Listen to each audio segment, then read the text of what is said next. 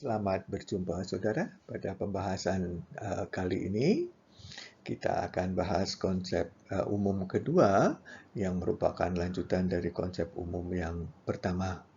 Pada kesempatan ini kita bahas mengenai area transisi, apa itu area transisi, anatomi permukaan, media bantu, dan aplikasi. Kita lihat area transisi aksila. Aksila merupakan satu area transisi yang menghubungkan regio cervicalis dengan regio brachium bagian proksimal. Jadi, struktur-struktur yang berasal dari regio cervicalis yang akan masuk ke regio brachium melalui di sini aksila.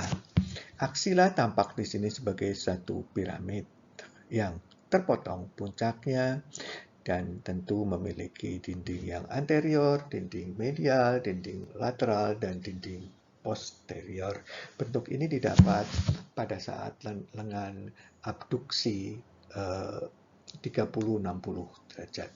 Ya. Jadi kalau abduksinya lebih dari 90 derajat, maka bentuk piramidnya akan hilang. Ya.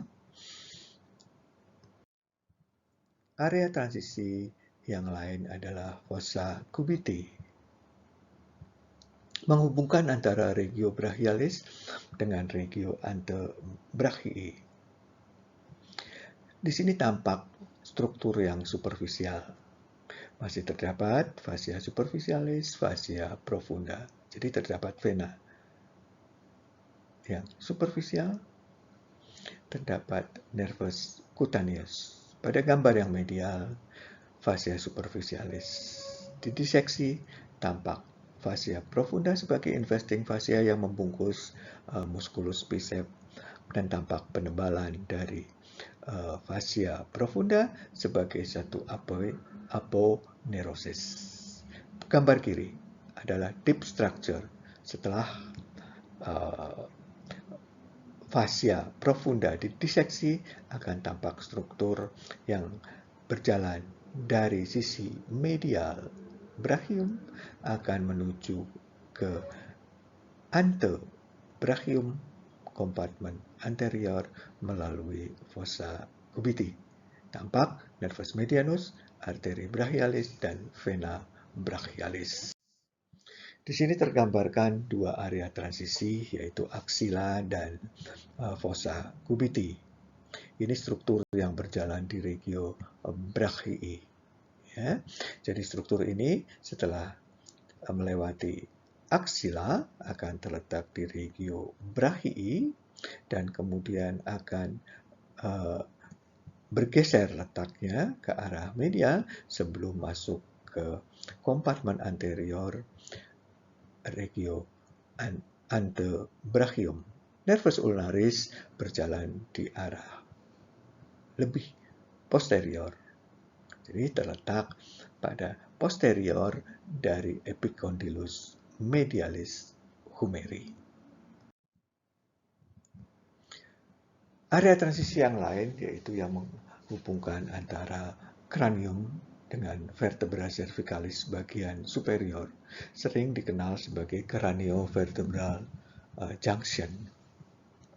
Struktur ini terbentuk dari tulang oksipital, tulang atlas, dan tulang aksis, membentuk suatu kompleks sendi untuk pergerakan dari kepala. Di sini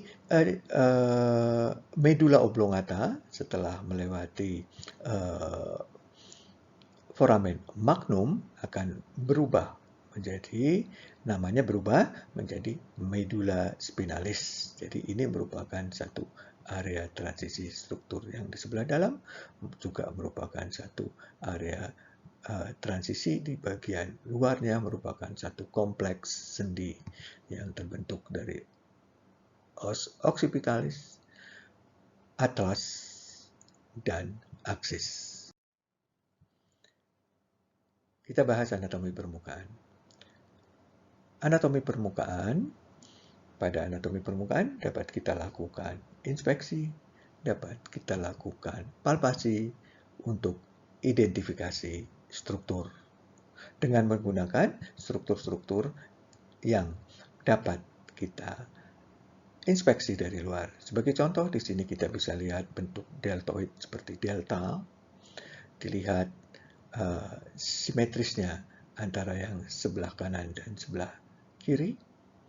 Kemudian kita lihat juga clavicular yang berjalan transversal, dapat kita palpasi ujung medial, ujung lateral, dan bagian medial karena struktur ini berjalan transversal. Dapat diraba acromion, dapat diraba processus coracoideus, dapat diraba tuberculum maius, tuberculum minus. Pada sisi posterior dapat diraba spina, scapula, margo medialis, angulus inferior, ya, dan selanjutnya, ya, pada antebrachii. Ya. Jadi pada anatomi permukaan dilakukan identifikasi melalui inspeksi dan palpasi. Di daerah malleolus medialis, kita temukan tarsal tunnel. Dapat kita tentukan dengan metode palpasi dari malleolus medialis dan tulang calcaneus sisi medial. Dapat diraba retinaculum flexorum dan di bawahnya adalah struktur neurovaskuler yang berjalan dari kompartemen posterior cruris menuju pelantar pedis. Maka ini disebut sebagai area transisi. Ya. Media bantu dapat menggunakan gambar-gambar yang sederhana. Gambar ini juga diambil dari buku yang diterbitkan tahun 80-an yang memiliki makna yang khusus, akan memperlihatkan satu percabangan dari aorta abdominalis dari dinding sebelah anterior, dinding sebelah lateral. Ya, jadi diperlihatkan cabang yang dari aorta abdominalis yang untuk ke viscera, maka disebut sebagai cabang visceralis. Di sini ada cabang dari sisi dinding yang sebelah lateral untuk ke arah dinding abdomen, maka disebut sebagai cabang parietalis. Ya, ini gambar sederhana. Gambar lain dapat digunakan juga gambar yang menunjukkan 3 dimensi. Kita perlukan gambar-gambar ini untuk membentuk konsep 3 dimensi bagi kita agar pemahamannya lebih cepat. Ya, di sini ingin ditunjukkan adalah rongga dari rongga dada, cavum thoracis, cavum abdominalis, cavum pelvis, dan bentuk dari diafragma serta rectus, dan perjalanan dari musculus iliopsoas dari dinding sebelah posterior akan menuju ke bagian depan melewati bagian bawah dari ligamentum inguinalis. Ini yang ingin ditunjukkan satu gambar yang menunjukkan spasial dimensi. Gambar lain yaitu gambar embriologis, di sini yang sederhana, ya, ingin menunjukkan perkembangan embriologis dengan struktur yang sudah final. Di sini digambarkan ventral mesenterium, di sini digambarkan dorsal mesenterium untuk menunjukkan organ-organ yang intraperitonealis dan organ-organ yang retroperitonealis, dan di sini ligamentum falciforme merupakan bagian dari ventral mesenterium. Ini yang ingin ditunjukkan oleh satu gambar. Jadi menggunakan gambar yang sederhana, gambar-gambar embriologis untuk menentukan, memahami letak dari final dari tractus gastrointestinalis. Kenapa kolon ascendens letaknya di sebelah kanan, kolon descendens di sebelah kiri, dan ini berjalan transversal karena perkembangan embriologis. Alat bantu yang lain adalah model. Kita perlukan model untuk memberikan konsep spasial dimensi. Ya, tapi sebelumnya pahami pengetahuan-pengetahuan dasar, baik itu tulang, baik itu supporting membran pada saat pembahasan dari neuroanatomi pertama, kemudian mengenai lapisan-lapisan yang lainnya maupun skeleton, ya, maupun organisasi dari otak dan pemahaman yang baik akan mempermudah pengenalan atau identifikasi pada saat menggunakan model. Karena pemahaman dengan model akan sangat membantu pada saat kita melihat satu gambar image. Ya. Pada gambar image lebih complicated, maka kita harus paham dahulu dengan satu model yang sederhana, kemudian diterapkan pada gambar ini. Ya, jadi pemahaman mengenai organisasi dari otak, pemahaman mengenai skeleton, pemahaman mengenai apa itu supporting membran, apa itu ventricular system, apa itu area transisi, ya, dan lain sebagainya. Media bantu yang lain adalah foto X-ray. Sebagai contoh adalah foto dari sisi lateral segmen lumbalis vertebra, ya, columna vertebralis segmen lumbalis, ya. Kita pelajari lumbal tulang vertebra lumbalis dari satu komponen, jadi satu tulang yang memiliki 3 komponen. Ya, pada gambar kita susun vertebra, tulang-tulang vertebra lumbalis sehingga membentuk suatu kolom. Ya, setelah di stack membentuk satu kolom dan bersatu dengan os sacrum pada bagian caudal. Kita lihat bentuk sakrum sebagai bentuk yang seperti segitiga, memiliki basis yang di sebelah atas berbatasan dengan lumbal kelima. Ya, jadi tujuannya demikian. Ya. Dan kita runut ke atas, hitung lumbal 4, 3, 2, 1, dan kemudian struktur apa yang dapat kita temukan setelah beberapa tulang vertebra kita susun. Sebagai contoh, kita dapat temukan foramen intervertebralis yang tersusun di sini dari satu notch dari incisura dan dari bagian depannya ada diskus intervertebralis. Dapat kita lihat bagaimana susunan dari tulang, alignment-nya bagaimana, ya. Itu akibat yang kita dapatkan setelah beberapa tulang vertebra kita susun. Ya. Tapi konsepnya mempelajari satu tulang dan bertahap. Media bantu yang lain yang sangat langka sekarang adalah kadaver. Biasanya sekarang kadaver telah dipersiapkan dahulu, telah didiseksi dahulu, dan di sini ingin ditunjukkan adalah regiobrachium. Dalam pembelajaran regiobrachium dan ekstremitas pada umumnya, kita mempelajari berdasarkan satu kompartemen. Ya, jadi pada kompartemen, di sini ada kompartemen anterior, di sini ada kompartemen posterior, di sini ada septum intermuskular yang lateral. Ya, isi dari kompartemen anterior ada biceps brachii, ada brachialis, dan di antaranya ada nervus musculocutaneous. Ya. Jadi itu kegunaannya, penerapannya, pembelajaran dari kompartemen, penerapannya pada laboratorium. Ya. Dan kemudian penerapan mengenai nama nervus musculocutaneous adalah nervus yang bersifat memiliki sifat motorik, dan pada ujungnya nanti kita lihat dia mempercabangkan nervus cutaneous. Jadi ada komponen motorik dan ada komponen sensoriknya. Kemudian aplikasinya, kita menggunakan pemahaman mengenai anatomi permukaan, pemahaman mengenai area transisi, menggunakan inspeksi, menggunakan palpasi, yang merupakan suatu step pertama dan step kedua pada pemeriksaan fisik. Ya. Jadi dapat kita reba dinding yang sebelah atas lateral, dinding sebelah atas medial, sebelah bawah medial, sebelah bawah lateral. Ya. Dari satu fossa.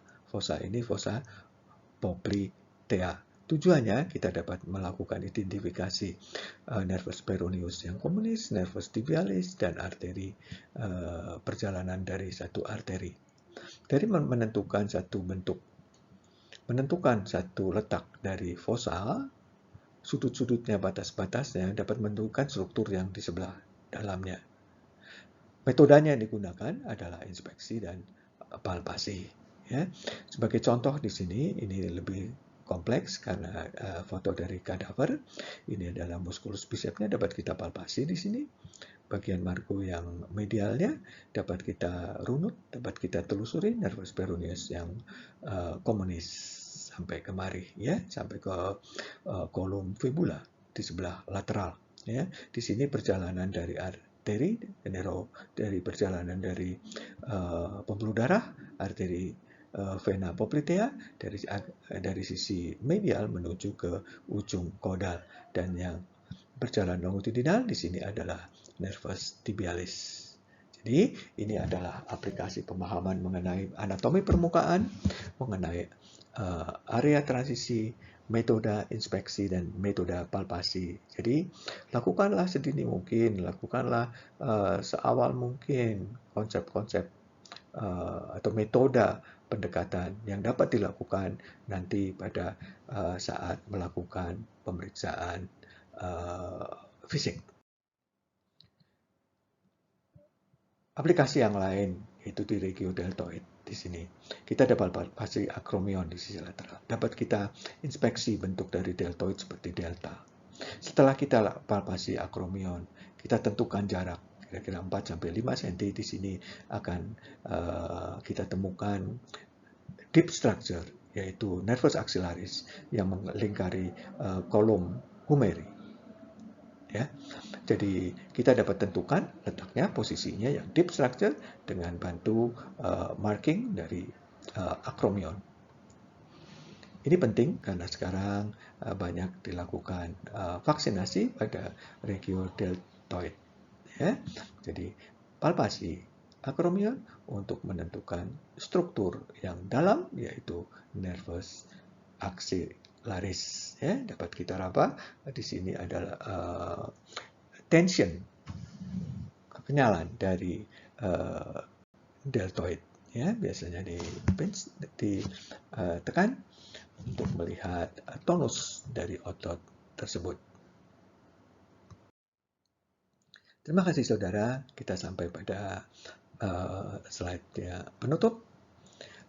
Sekali lagi terima kasih atas kebersamaan saudara dalam pembahasan mengenai konsep umum anatomi yang kedua. Kami berharap komentar saudara dan silahkan subscribe karena kita akan membuat video-video yang pengenalan yang lebih bertahap, ya, lebih spesifik lagi pada pembahasan mengenai pengenalan satu sistem. Karena dua video ini adalah konsep umum, video yang sebelumnya adalah terminologi. Kita nanti masuk ke dalam pembahasan mengenai pengenalan sistem. Apabila saudara memiliki pertanyaan atau komentar, silahkan kirim pada email kami anatomidrarifin@gmail.com. Komentar saudara sangat membantu untuk perbaikan pada pembuatan video ini. Terima kasih saudara telah meluangkan waktu bersama kami. Sampai jumpa pada video berikutnya.